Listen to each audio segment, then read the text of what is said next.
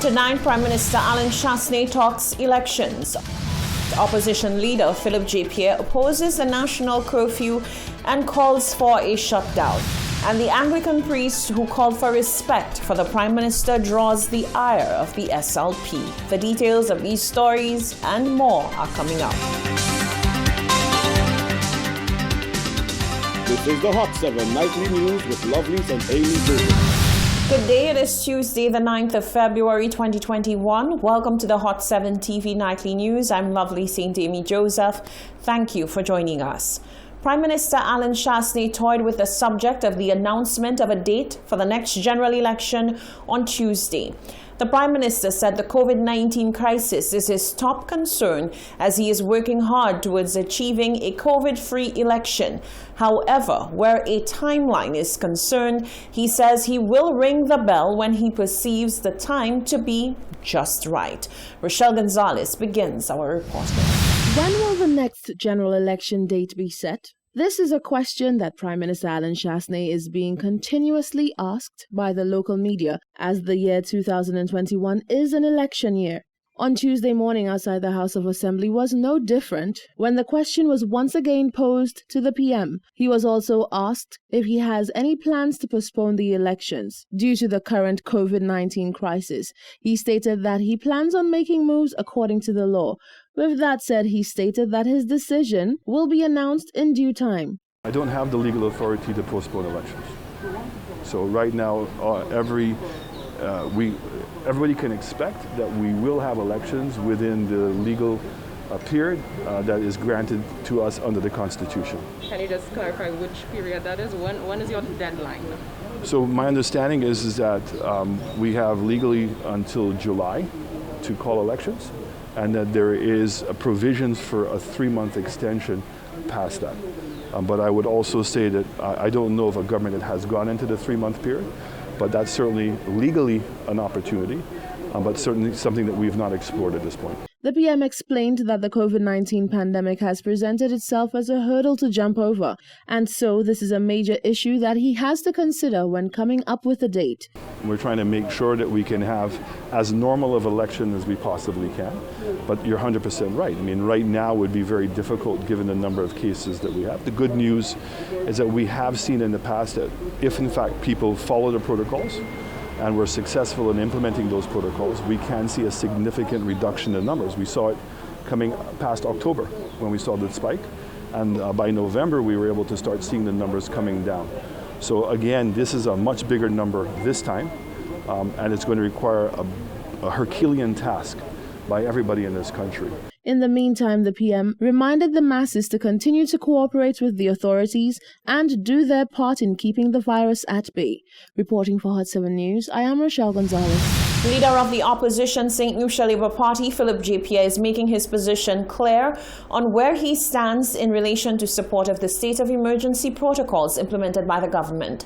Pierre indicates a middle-of-the-road feeling on the matter, since he is willing to put politics aside to support properly planned initiatives. However, he still has reservations. The St. Lucia Labour Party supports any measure that will mitigate against COVID in the country. This, according to the leader of the opposition, Philip J. Pierre, is the definite stance of the St. Lucia Labour Party when it comes to cooperating with the government to put up a united front in the fight against the deadly virus. However, this was followed up closely by a hypothetical but, as Pierre revealed that he still has his concerns and uncertainties with the methods being used by Prime Minister Alan Chastanet. When I last spoke on that, I said even if we had some reservations, we believed that because of the state of the country, we are giving the government a pass as far as that's concerned. But we do not think that 90 days, what's magic about 90 days? So do you have reservations now, this time around? That 90 days is a bit suspicious. Because you see, the government has shown that it can't be trusted. So 90 days is very suspicious as far as I'm concerned. Pierre expressed his belief that COVID-19 is being used as a pawn in a game being played by the Prime Minister.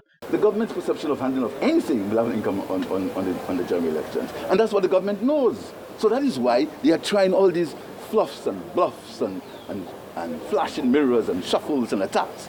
if you listen to the governments on their private or their personal television station, you'll think we are in the middle of a campaign.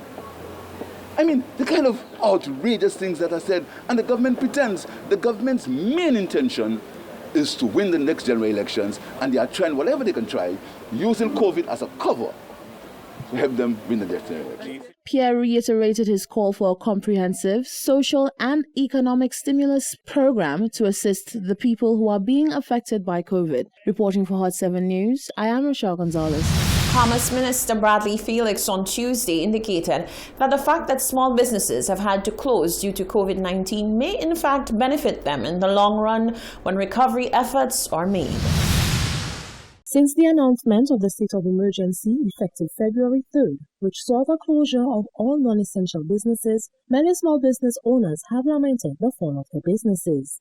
On Tuesday, Minister for Commerce Bradley Felix explained that the temporary closure of certain businesses for this period may benefit them in the long run. Obviously, with the lack of movement, the lack of people being able to earn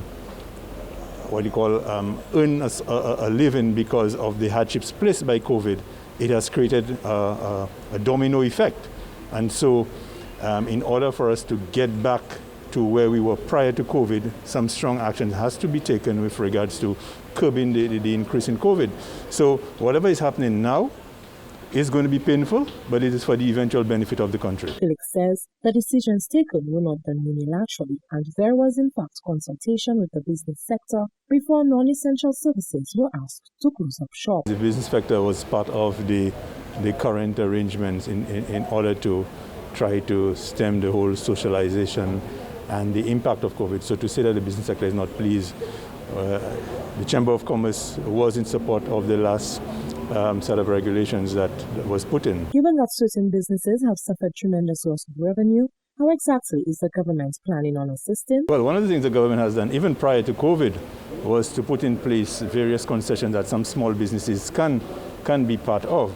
And so, I mean, government is not in a position to actually go out and hand monetary assistance to the hundreds of small businesses that are out there. So what we do is to try to create various concessions that some of these small businesses can benefit from. The government has advised business places and individuals alike to speak with their financial service providers in order to ensure they are able to meet their financial obligations. Reporting for Hot 7 News, I am Janine Gonzaga. Stay with us. Still to come, the Prime Minister responds to the CSA. The SLP takes on comments by an Anglican priest. And Education Minister Dr. Gail Rigobert on the reopening of schools.